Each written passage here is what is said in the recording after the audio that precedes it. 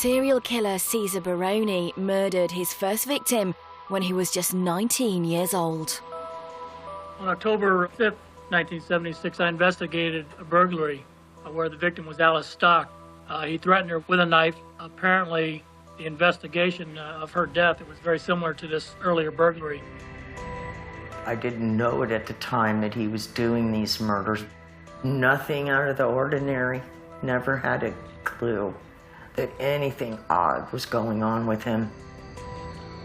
Cesar's victims were females, and almost exclusively there was a component of a sexual assault in those homicides as well.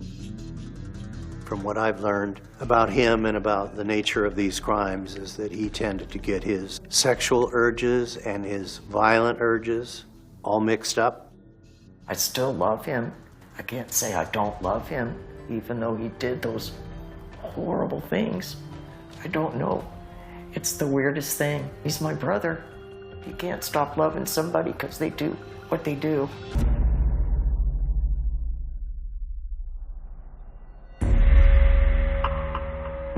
In the early 1990s, the police were investigating a spate of murders in and around Washington County, Oregon, unaware they were actually dealing with a serial killer.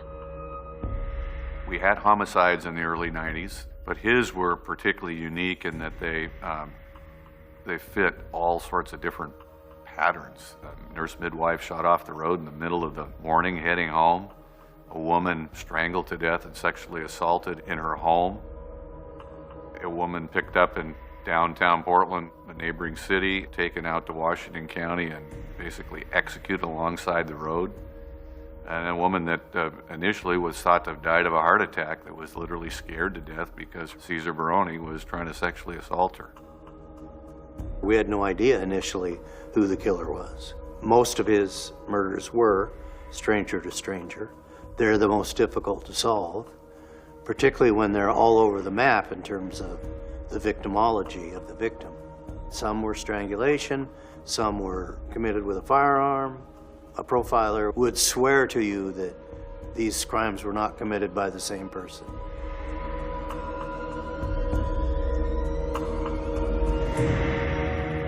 I remember that jacket. It was like a little dude. So cute. And I think this is the next year, because his teeth were all falling out. He's getting his big teeth in, losing baby teeth. I remember this shirt too. That's so funny. Cesar is my brother, my youngest brother. There's three of us. I'm the oldest, and then my brother Ricky, 2 years younger than me, and Jimmy was the baby of the family. He was born Adolph James Rohde. My dad's name is Adolph, so that's where Adolph came from. They named him after my dad. And when he changed his name to Cesar, we didn't understand. We always called him Jimmy, so he's always Jimmy to me. Adolph James Rohde was born on December the 4th, 1960. I guess I was about 6 when he was born. I liked it a lot as he was a little kiddo. Big smile on his face all the time.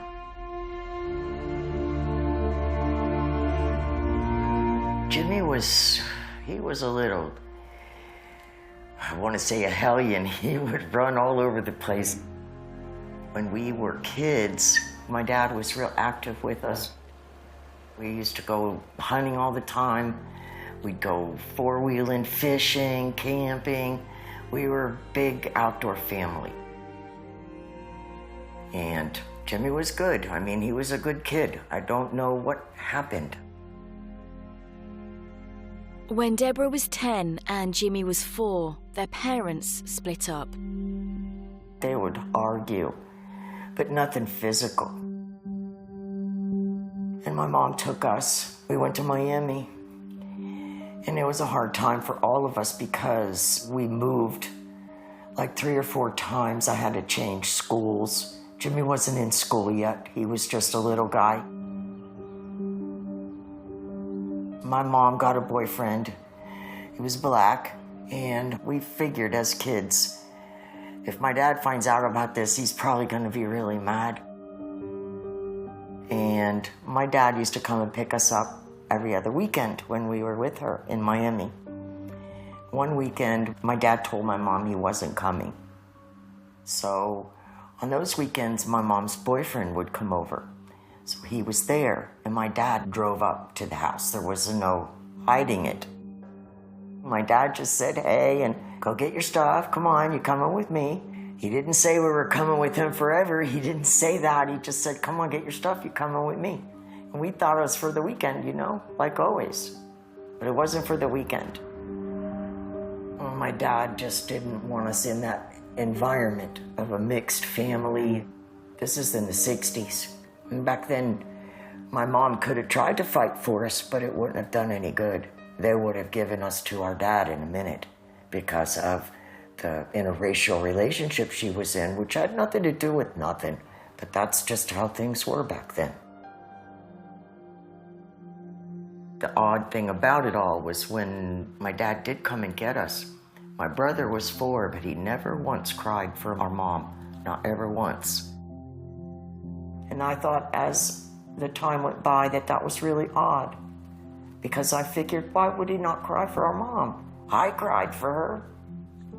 Ricky cried for her. And my brothers, I ended up stepping into a motherly role with them because I felt like I had to.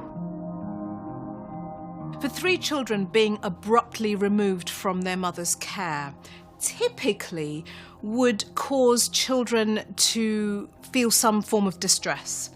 They might be anxious, more insecure, more worried, what's going on. But for Jimmy, there was no reaction. Now, at this point, it's unclear why he wasn't reacting. It could just be that he was very young, but it's very untypical behaviour. A few years later, their father remarried, but the children's new stepmother seemed to take an instant dislike to her stepson, Jimmy.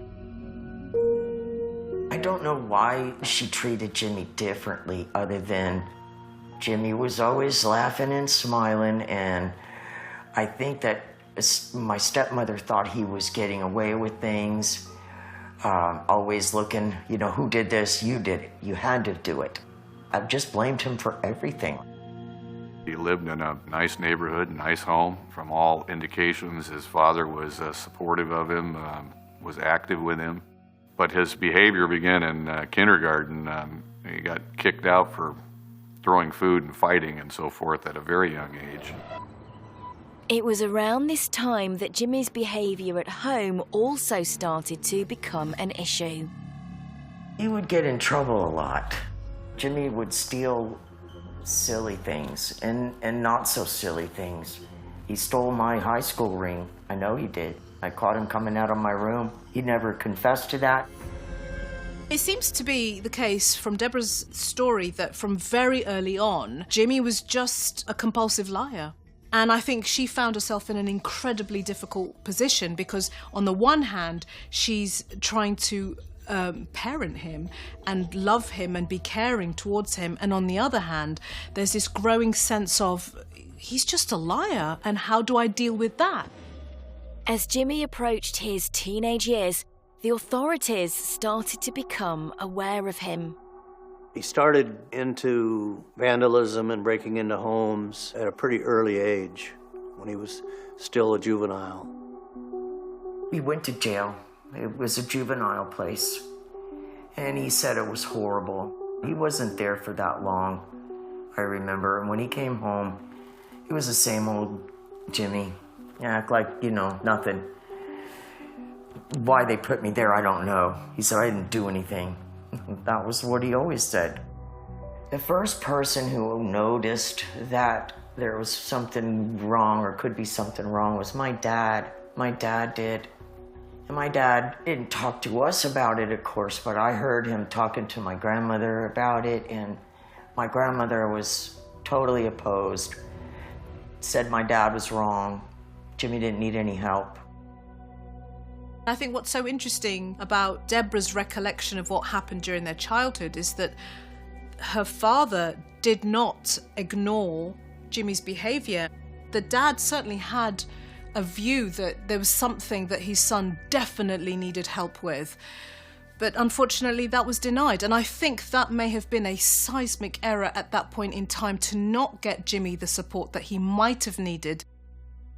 Jimmy's short stint in jail didn't seem to change his behaviour, and the atmosphere at home got progressively worse. I believe absolutely my stepmother and my dad splitting up was caused by all of the friction between Jimmy and my stepmother. Absolutely. My dad was just fed up with it. It just ended up where my dad couldn't take it anymore and they split. And my brother still stayed there with my dad.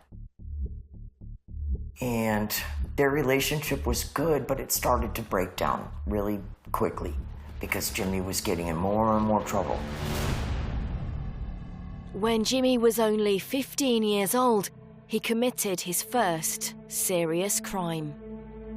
On October 5th, 1976, I investigated a burglary where the victim was Alice Stock. She was going into her bedroom and was approached by Jimmy Rohde, who was a neighbor who lived directly across the street, and he was subsequently arrested for burglary and assault. He threatened her with a knife. When he broke into Alice Stock's house, he was hiding behind the bedroom door. He had a knife. He popped out from behind the door when she came home and ordered her to disrobe. And she, in effect, said, "I know who you are. You're Jimmy Rohde." And she said, "Get out of my house."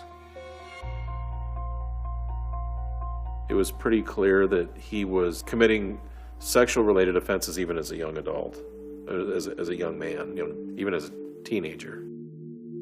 I didn't think he would have the fortitude to do that at the time. I'm like, oh my gosh, it's more, they're blaming him for something that somebody else did. What you're dealing with here is a family who have learned to silence what is happening. If we just squash it down, we won't let anyone else in on what we are trying to deal with. Jimmy does the opposite. He blows it up and he escalates. What he also does with that escalation is he continues to deny, even though there's proof. So now what he's done is exposed his family to who he really is. And I think it's a lot for them to process, and I think it's a kind of complex trauma for individual family members to get their heads around.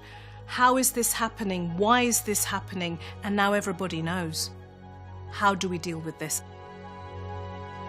He got sent to the juvenile facility, and he was there for just a little while, not very long, and then he came home. We all just kind of tiptoed around it. No one said anything. No one really broached that topic. My dad was cold towards him, and we just tried to pick up our life. I wasn't there anymore at that time. He was 15. I was already 20, 21. I already had kids. I was really worried about him.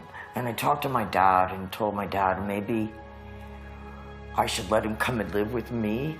But I had a brand new family, little baby. My dad said, that's a terrible idea. My dad said, no, you live your life and we'll deal with this, which meant him, not me. Because of the fact I always thought I had to do it. I'm like his mom, even though I'm not.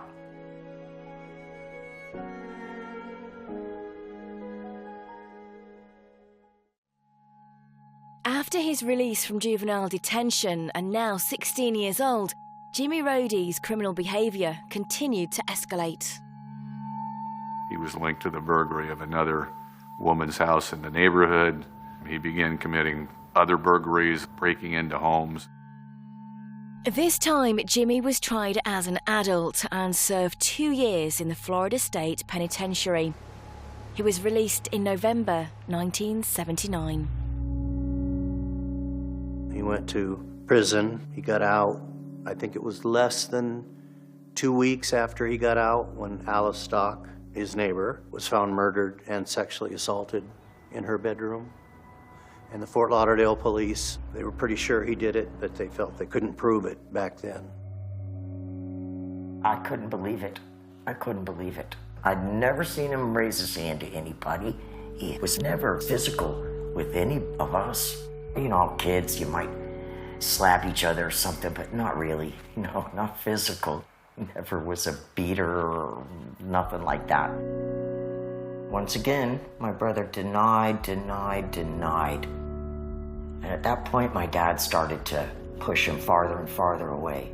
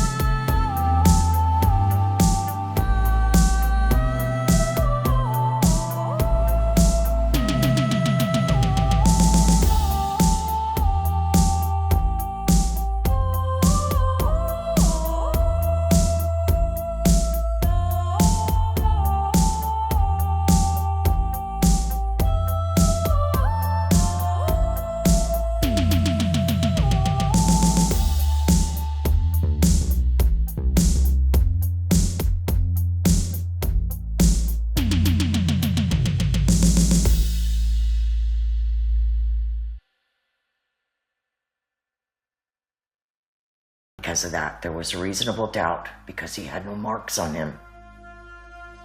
Although his family now knew what he was capable of, the authorities were only able to convict him for more burglaries. This time he was given a 5-year sentence, which was increased to 7 because of crimes he committed while in prison. His prison history in Florida was pretty rough. He had an escape charge. He'd been on a work crew, and he fled from the work crew, was recaptured. At one time, he attacked a female prison guard. So he ended up in a maximum security section of the Florida State Penitentiary. He was actually housed on 2 different occasions next to Ted Bundy. Bundy was receiving a weekly newspaper from Seattle, which is where he was from, and he would share it with Baroni. Baroni responded to a singles ad in the Seattle Weekly, and he started writing back and forth to the woman that became his wife.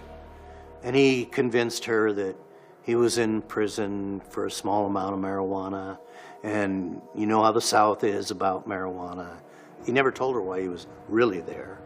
So shortly after he finally got released, he fled Florida, went to Seattle. She unwittingly helped him change his name When he changed his name to Caesar, it was really hard for the whole family. Like, what's wrong with him? Why is he changing his name? I thought it was hurtful. My dad just said, whatever. He's beyond my dad at that point. My dad had written him off. He's a liar. He's done all these things. My dad said, no more. So my dad pretty much cut off contact with him, didn't speak to him. Deborah, however, continued to have a relationship with her brother, who now seemed to have settled down with the woman he met while in prison. My brother did change after he married, and I thought he changed for the better.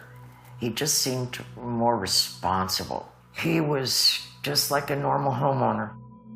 I was talking to him all the time at that point.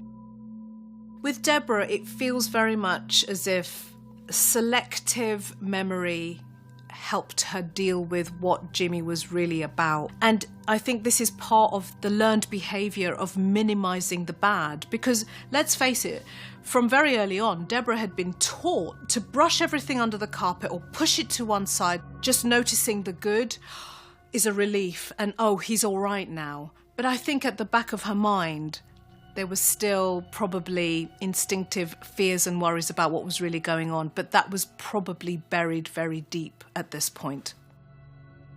In terms of his everyday life, he got in the Pacific Northwest in the late 80s.